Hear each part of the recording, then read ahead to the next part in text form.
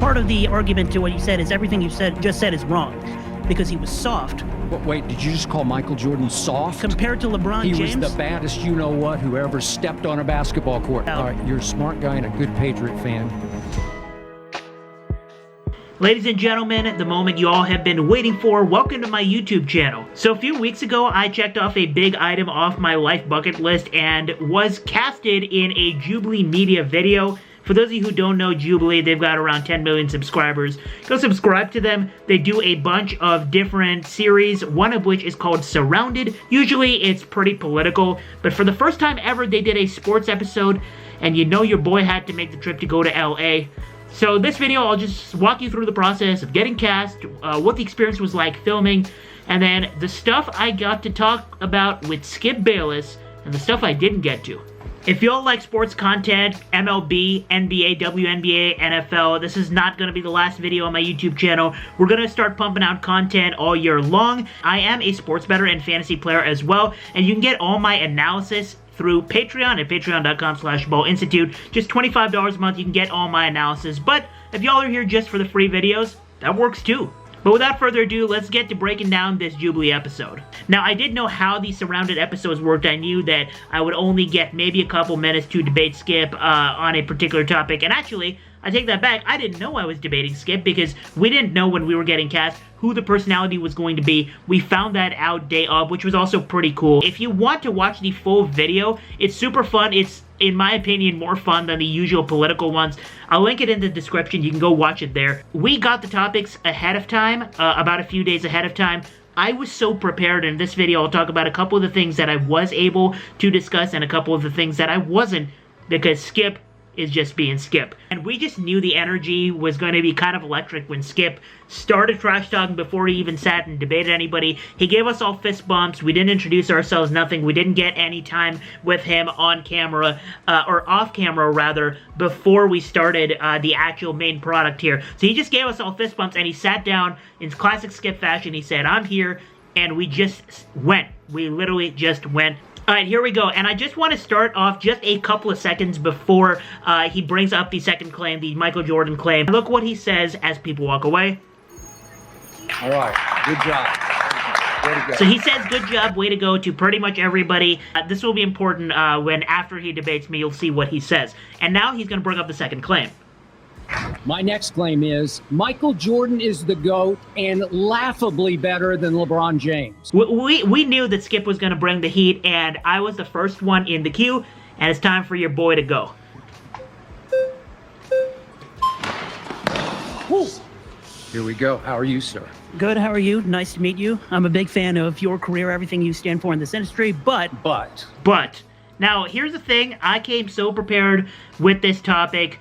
I had so much I wanted to say. Of course, I am a huge basketball fan. If you have followed me at all, you know, I'm a Heat fan. I've watched LeBron James with my team. I've watched LeBron James not on my team. I've rooted for him. I've rooted against him. I've gone through the entire LeBron experience. I wouldn't say I'm a LeBron glazer because I just call a spade a spade. I think LeBron James is the best basketball player, one of the best athletes we've ever seen in American pro sports.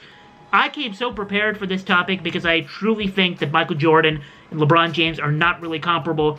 I came with notes. Notes in my head, rather. And I came with research. I researched the previous night just to make sure I have all my facts straight so I can drop them as needed. But we got a minimum of 2 minutes, and I'll say this. I wasn't super prepared to make the best of my 2 minutes, but this is one of the clips that went viral, or at least you'll see in a minute, one of the clips that went viral on Twitter. So here we go. Michael Jordan, there are two angles to looking at the GOAT debate. Number one, could Michael Jordan have done what LeBron is doing in this era, and vice versa? The other angle is there any single thing that Michael Jordan has done over the course of an entire career better than LeBron James? Some people come in super aggressive like Skip. I did not come in super aggressive because I treated this like a real debate. Now, I've been on camera a lot in my life. I've done podcasts, I've done interviews, I've done a lot of things. I do not have this kind of experience, but I was super comfortable in front of the camera. That's not why I think this went poorly. I think it went not ideally because I let Skip debate me like this was a normal debate, and you can't treat Skip Bayless that way, and we'll see why. Asking you, is there one thing that you could definitively say that Michael Jordan did better than LeBron James Facts. over the course of his entire NBA career. Yeah, he won better. He just won and won and won. He was invincible and unbeatable, and he went 6-0 in the finals with 6 MVPs. And no, they didn't play the toughest competition in the finals, but the beasts were in the East. Right there, he says they didn't play the toughest competition in the finals. Should have interrupted him with they didn't face much competition his entire career, because have you seen the defense they were playing in his era? I have seen better defense on Friday night at the pickup gym. Come on, Skip.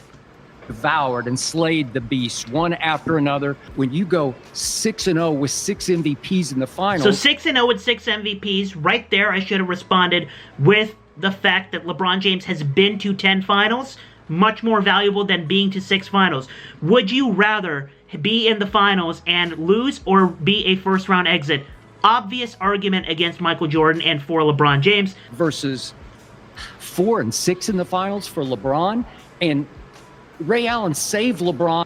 This is already over a minute of words that he just got to get off because I came in poised. You can't come into these shows with poise. It was my first time doing this. You can't hindsight bias this. I did a decent job, but I probably, in hindsight, should have spoken over him. On a loss there because LeBron had completely self-destructed in Game 6 of that 2013 finals. And then if Kyrie, when nobody can buy a shot, if Kyrie hadn't hit the shot of shots in Game 7 at Oracle, LeBron could be 2-8 in the finals. So if my aunt had a dick, she'd be my uncle. Thank you, Skip. Very cool. If Michael Jordan had just lost his 6 finals, he'd be 0-6, right? Ifs and buts. If they were candy and nuts, we'd all have Merry Christmas. But we're talking about winning. I give you... This man has Hall of Fame yapper. You know the 2K badges? He's got Hall of Fame yapper. John, I respect it. He's getting his words off. I say it all the time. LeBron is still, to this moment, the best passer in basketball. I say it all the time. Why am I nodding my head, dude? Get in the mix and talk. Don't let him talk over you. LeBron is still the greatest driver of the basketball I ever saw, to a fault, because he's a poor jump shooter. Brings up poor jump shooting to argue for Michael Jordan. Bruh. Poor three-point shooter by star standards, or certainly by superstar standards. And he's a poor free throw shooter by superstar standards. He should have 5,000 more points. How can you call LeBron the GOAT when he's a lousy shooter? He literally doubled down, and by giving me, he gave me the lob, and I just had to complete the oop. But here's the thing, I let him talk so much that my 2 minutes are almost up. Part of the argument to what you said is everything you just said is wrong. If you look at true shooting percentage, which takes into account all the offense, all the scoring, who had the better true shooting percentage in his NBA career in the regular season? LeBron James. So now my 2 minutes are up, and that's why these red flags are going up. So again, the red flags mean, Ahan, I want to talk instead. Who had the better true shooting percentage in the playoffs? LeBron James. And you just said Michael Jordan won a lot better. So starting 1-9 in the playoffs in his career doesn't count, just doesn't matter. Okay. Or losing to the Pistons over and over again because he was so dominated by any level of physicality because he was soft. Bang! Now this is the point where now everything I've said other than that last part was completely prepared. Like I was ready to bring those up. I was ready to bring up the 1-9 in the playoffs, but I was getting so heated at Skip. I needed to get my words across. This was the bombshell that kind of went viral on Twitter when I called Michael Jordan soft. And y'all can debate me in the comments if you want. But a lot of you people who are glazing Michael Jordan are the people who did not actually watch Michael Jordan play. You wear the Michael Jordan shoes. You wear the Michael Jordan merch. But did you actually watch the film? Did you do your research? Did you go and watch those playoff runs? Did you watch those playoff runs against the Pistons where Michael Jordan was flopping from quarter number 1 and people want to blame LeBron for flopping just because he has muscles, because he works on his body. He doesn't get love from refs because he can fight through the physicality. Michael Jordan was the pioneer of being soft, flailing due to physicality, and not getting the right shots up, and putting up bad shots, and playing poor defense when he was dominated by physicality. Go ahead and watch the film. So that does not count? That doesn't matter? Wait, did you just call Michael Jordan soft? Yes, I did, Skip. Watch the film. Compared to LeBron James? He was the baddest you-know-what who ever stepped on a basketball court. Not Trust like me, LeBron. I was there. And this ending to my time, my time is going to be ended pretty quickly. This is where I can't believe Skip just said what he said. And Skip has a high standard for blasphemy, but this right here is crazy. Not like LeBron. Not like LeBron. LeBron is like the nicest guy ever. He's soft. He's a diva. He's thin-skinned. And can I start down the litany of epic fails that LeBron had that Jordan never had? Yeah, it took Never had, right, Skip? I should have interrupted him. a while to break through against Larry Bird's Celtics. But remember that Michael Jordan had missed the whole year. He played 3 games and broke his foot. This is his second year in the league. And he comes back just for the playoffs and goes up against And as you can see, 2 flags go up in a span of 5 seconds because I am not interrupting. I am letting him get words off. Nobody wants Skip to get those words off. I get it. I should have spoken. I believe the 86 Celtics were you could make a case they were the greatest team ever. And what does he do? He scores 49 in game 1, and in game 2, he scores 63. It took double overtime. But after that game, Larry Bird said that was God disguised as Michael Jordan. Well, trust me, Larry Bird would have never said God disguised as LeBron James. There are so many players in the league right now who say they not only fear LeBron, they respect what he's done for the game, which, if you look at the rate at which people were saying that in the league, he wants to bring up one Larry Bird example. People are not saying that about Michael Jordan because people knew that if you get in his head, you could get him to soften up a little bit. Look at the epic failures here. It's against the Celtics in the playoffs. It's the conference semifinals. They win big by 22. He's 14 of 22 from the floor. That's game 3. Then we get to 4, 5, and 6, and right on schedule, he just crumbles. LeBron had to be sedated before games 4, 5, and 6 because he was having some locker room issue with a teammate. Michael Jordan never had any issues with locker room teammates because they... Bruh. Steve Kerr would like to have a word. Michael Jordan was the textbook of diva, and I didn't interrupt him, and that's probably why I got voted out. Well, Jordan. So the point was he had to be sedated? What a wimp. What a weenie. Is that what we're talking about? And then Dan Gilbert, his owner, a few weeks later, accused LeBron of quitting in those finals. And then do you remember the first go-around with the Heat, the 2011 finals? Do you remember the chosen one became the frozen one? I've never seen like it. Michael Jordan never did that. Even when they were starting 1-9, people were scared to death. Now, I get voted out here, and like I said earlier, he was saying, nice job. Even when they... Nice job to everybody. Look what he says here to me. Nice try. Yeah. And he says to me, nice try. Because he was able to talk and get off his complete misinformation with me because I came in poised. You know what, Skip? Bet. Well, for the Michael Jordan segment, I came in prepared. I came in, was hoping to let him know Michael Jordan's best teammate, Scottie Pippen, MVP finalist, 4th in Defensive Player of the Year voting in the 93-94 season without Jordan. Made it to Game 7 of Round 2 that season without Jordan. Pippen, 54.4% true shooting percentage, 52.1% in the playoffs. Michael Jordan played 1 career playoff game without Scottie Pippen. 1! Chris Bosh never played in a conference final without LeBron. Kyrie Irving took till 2024, being a sidekick to Luka Doncic, to play in a conference final without LeBron. Anthony Davis never played in a conference final without LeBron. Jordan took till year 4 to win a playoff series, and I mentioned that, but I wasn't able to get to all the other facts I had prepared. And you know what? I'll say it now, and you guys can debate whatever I said in the comments. Michael Jordan's career impact overall as a sum, it's debatable whether he was actually even as impactful as Kevin Durant or Steph Curry, let alone LeBron. So the other claim that I was able to get in the mix-up is the last one, which is that Bill Belichick was completely overrated and Tom Brady, the GOAT, so to speak, he was 80% of the Patriots dynasty. As a Patriots fan myself, I had to get in on this because I don't agree. You're back again. You keep mentioning that Tom Brady threw to Edelman, to Gronk, etc.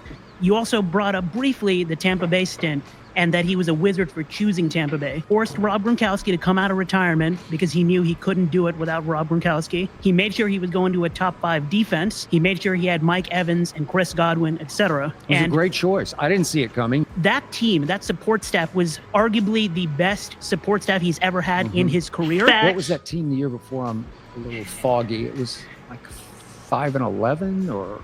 What about, I mean, you mentioned Mac Jones Winston. You mentioned Mac Jones losing in the playoffs. Another thing that he brought up with someone else before I went. Belichick got to the playoffs with Mac Jones. How many coaches in NFL history can get to the playoffs? And then what happened? And then what happened? Mac Jones happened, and Josh Allen happened. Thank you. And Josh Allen happened. Yes. Yeah. Now Skip is a little flustered because I'm actually getting my points off. He's doing the yeah. Now this part was not clipped on Twitter. This part was not this is a weird pause. That part was not clipped obsessively on Twitter because it maybe wasn't as sexy of a clip as the part where I called Michael Jordan soft, which is ironic to think about. That part was the unprepared part. This part I'm prepared with, and people weren't truly enamored by this discussion. But I think this was a more productive effort by me than the previous time I went where I just let Skip talk. Brady was a system quarterback. Brady could do stuff in the playoffs that most quarterbacks could not do. But he doesn't do it without Bill Belichick. Was 10-3 against the Rams. 13-3 playing great defense? Nope, that was good. I'm going to give Belichick that one. Okay, I got him to admit that I have a point, and he was stumbling on his words a little bit. That's a W. That was... Again, they got rid of their quarterback because of that game, right? Yeah. Brady still had a chance to drive down the field with a lot more time than, for example, Patrick Mahomes and Josh Allen had, and they've completed those drives against a defense that wasn't the best defense. We're not talking about this year's Eagles. We're talking about those year Eagles. That wasn't the best defense, and Brady couldn't do it.